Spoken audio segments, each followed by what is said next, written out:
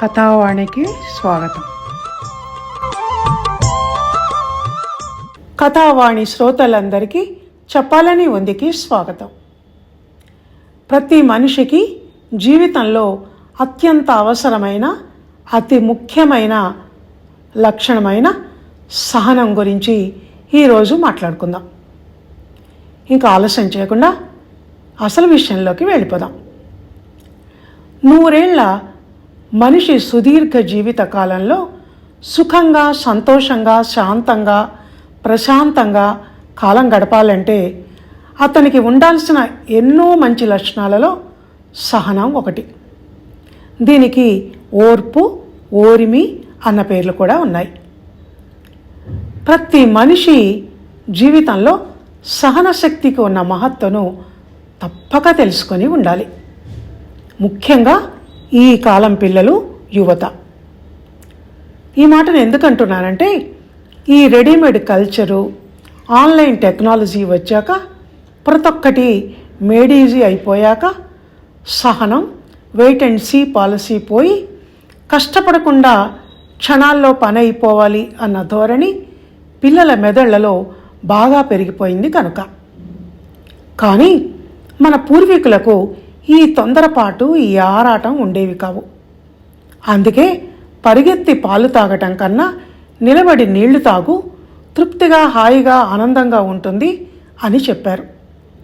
వాళ్ళు అలా ఎందుకు చెప్పారంటే, పొద్దున లేచినప్పటి నుంచి ప్రకృతిలో చెట్టు, పుట్ట, భూమి మీద తిరుగుతూ దానిలో మమేకం అయి ఉన్నారు గనుక మనం ఎంత ఆరాటపడినా ఏ పని ఎప్పుడు జరగాలో అప్పుడే జరుగుతుంది అన్న జీవన సూత్రం, ప్రకృతి శాసనం, సృష్టి నియమం వాళ్లకు తెలుసు కనుక.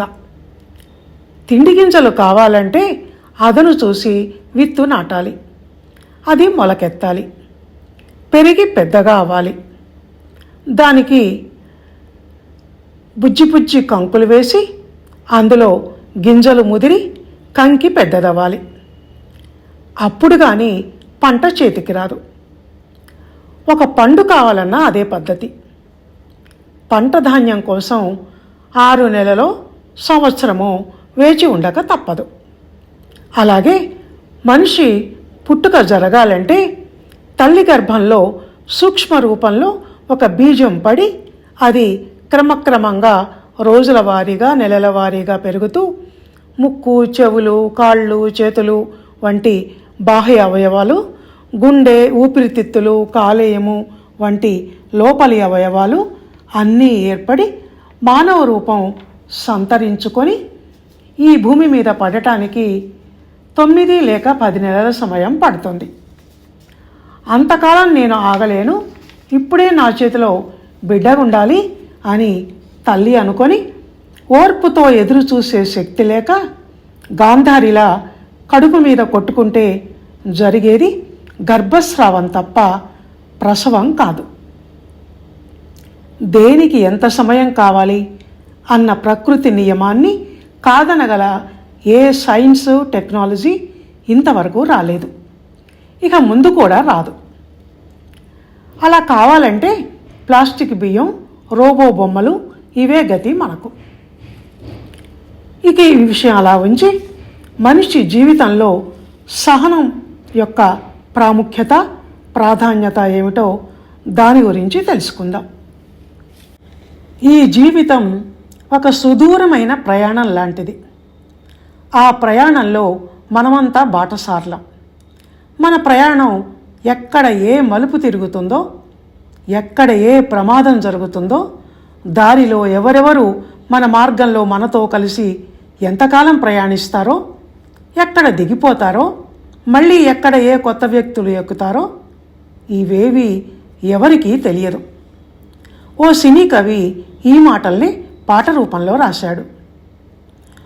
ఓ బాటసారి ఇది జీవిత రహదారి, ఎంత దూరమో ఏది అంతమో, ఎవరు ఎరుగని దారి ఇది, ఒకరికి సొంతం కాదు ఇది, ఓ బాటసారి ఇది జీవిత రహదారి. అని. కనుక మనం చేయగలిగింది ఒక్కటే, ప్రతి అడుగును ఆచితూచి జాగ్రత్తగా వేయగలగటం, కష్టించి పనిచేసి కృషి చేసి మంచి ఫలితాల కోసం వేచి ఉండటం. ఆ ఫలితాలు అనేవి స్వల్పకాలంలో అందేవి కావచ్చు, సుదీర్ఘకాలం వేచి ఉండక తప్పనివి కావచ్చు. కష్టాలు వచ్చినప్పుడు, కాలం కలిసి రానప్పుడు సుఖాల కోసం ఎదురు చూడటం, ఉందిలే మంచి కాలం ముందు ముందునా అని ఆశావహ దృక్పథాన్ని కలిగి ఉండటం అన్న ఈ 2 పనులు చేయాలే కానీ ఎవరినో నిందించి కర్మ మీద నెపం వేసి మనల్ని మనం తిట్టుకుంటూ ఏడుస్తూ కాలం గడపకూడదు.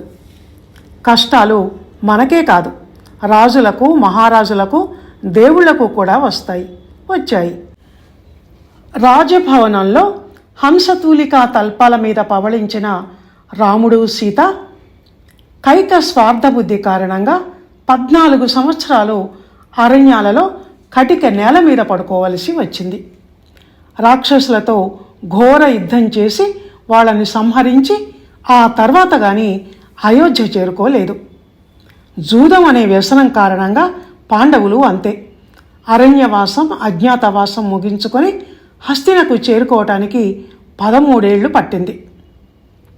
ఇవన్నీ మన ఇతిహాసాలు సహనానికి ఉదాహరణగా మనకు అందిస్తున్న జరిగిన కథలు. సహనశీలం అనేది మనిషిని ఉత్తముడిగా తీర్చిదిద్దుతుంది. శాంతగుణాన్ని, సంస్కారశీలతను, మానసిక దృఢత్వాన్ని మనకు అలవరుస్తుంది. మనం స్థితప్రజ్ఞతను కలిగి ఉండేలా చేస్తుంది. నిజానికి సహనం అంటే అర్థం మన కష్ట నష్టాల పట్ల మనం సహనం కలిగి ఉండటం అన్నదొక్కటే కాదు, ఇతరుల చర్యల పట్ల సహనం కలిగి ఉండటం అన్నది కూడా చాలా ముఖ్యం. మన దగ్గర ఏమీ లేనప్పుడు, మనం తినటానికి తిండి కూడా లేనప్పుడు, ఉన్నదేదో తింటూ పస్తులుంటూ విసుగు చెందకుండా జీవనయానాన్ని సాగించటం ఒక ఎత్తైతే, ఎదుటివాడు లేదా మనతో కలిసి ఉండేవాడు వాడిలోని కోపతాపాలు, ఈర్ష్యాసూయలు, స్వార్థం వీటిని ఓర్మితో సహించగలగటం కూడా సహనగుణం కిందికి వస్తుంది. ఇది మనలో క్షమాగుణాన్ని కలిగించటానికి చాలా ఉపయోగపడుతుంది. మంచితనాన్ని, మానవత్వాన్ని మనలో ప్రోధి చేస్తుంది. అసలు సహనం అనేది లేకుండా ఉండటానికి, ఉన్నదాన్ని కోల్పోవటానికి ముఖ్య కారణం ఏమిటంటే కోపం. క్రోధం ఉచ్చనీచాలను మరిపించేస్తుంది.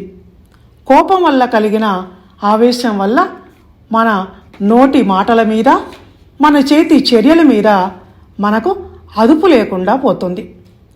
కోపిష్టి మనుషులు కోపం వచ్చిందంటే అగ్గిబరాటాలై చేతిలో ఏది ఉంటే దాన్ని విసిరేస్తారు, నోటికి ఏదొస్తే అది అని తిట్టేస్తారు. ఆ తర్వాత పశ్చాత్తాపడినా ఏంటి లాభం? వ్యాసుడంతటి వాడు కొద్ది రోజులు భిక్ష దొరకని కారణాన ఆకలికి తట్టుకోలేక సహనం నశించి కాశీపట్టణాన్ని శపించబోయాడు. కౌశికుడు అనే ముని ఒక ఇల్లాలి ఇంటి ముందుకు వచ్చి భిక్ష అడిగినప్పుడు ఆమె భర్త సేవలో ఉండి వెంటనే భిక్ష పెట్టలేకపోయింది. ఆలస్యం చేసినందుకు ఆగ్రహించిన కౌశికుడు ఆమెను శపించబోయాడు. దాంతో ఆ ఇల్లాలు, అంత సహనం లేనివాడివి నువ్వేం మునివయ్యా? మిథిలా నగరంలో ధర్మవ్యాధుడు అనే కటికవాడు ఉంటాడు, ఆయన దగ్గరికి వెళ్ళి ధర్మసూక్ష్మాలు నేర్చుకోపో అని పంపించింది. ఇక కోపానికి మారుపేరైన మన విశ్వామిత్రుల వారు ఉన్నారు కదా, ఆయన మహాకోపిష్టి, దేవతలను సైతం శాపాలు పెట్టినవాడు. ఇంతసేపు మనం చెప్పుకున్న దాని సారాంశం ఏమిటంటే, సహనం అనేది ఇతరుల పట్ల మనం ఏర్పరచుకున్న ఒక భావన అని. జీవితంలో సంభవించే ప్రతి సంఘటనకు మనం ఎలా స్పందిస్తున్నాము అన్నది మన సహన శక్తికి ఒక పరీక్ష లాంటిది. ఉదాహరణకి, చిన్నపిల్లవాడు ఒక గాజు గ్లాసును బద్దలు కొడితే మనకు కోపం రాదు, పాపం పిల్లాడు అనుకుంటాం. అదే పెద్దవాళ్ళు ఎవరన్నా కింద పడేస్తే వెంటనే మనకు కోపం వస్తుంది. పోనీలే పాపం చేయిజారి ఉంటుంది అనో, పెద్దలు కూడా పిల్లలతో సమానం అనో అనుకోము. మన మనసులోకి అలాంటి స్పందన రాగలిగితే మనలో చాలా సహనం ఉన్నట్టు లెక్క. అలాగే ఎవరైనా మన పట్ల ఏదైనా తప్పు అపకారం చేస్తే ఎందుకలా చేశాడు, దాని వెనుక ఉన్న కారణాలు, పరిస్థితులు, అతని మానసిక పరిస్థితి ఏమిటి అని సానుభూతితో అవగాహన చేసుకోగలిగితే, క్షమించగలిగితే ఆ తర్వాత మనలోని సహనమే అతనిలో మార్పు తెస్తుంది, పశ్చాత్తాపపడేలా చేస్తుంది. అందుకే తొందరపాటు నిర్ణయాలు మంచిది కాదు అని పెద్దలు చెప్తారు.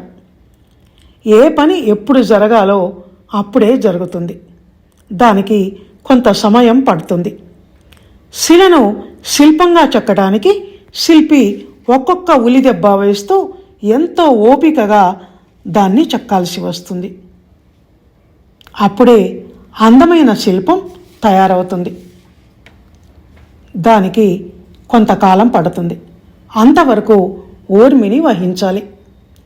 ఆ తర్వాత అది శతాబ్దాలుగా నిలిచిపోయి మన భారతీయ శిల్ప సంస్కృతికి నిలువెత్తు నిదర్శనంగా మిగిలిపోతుంది.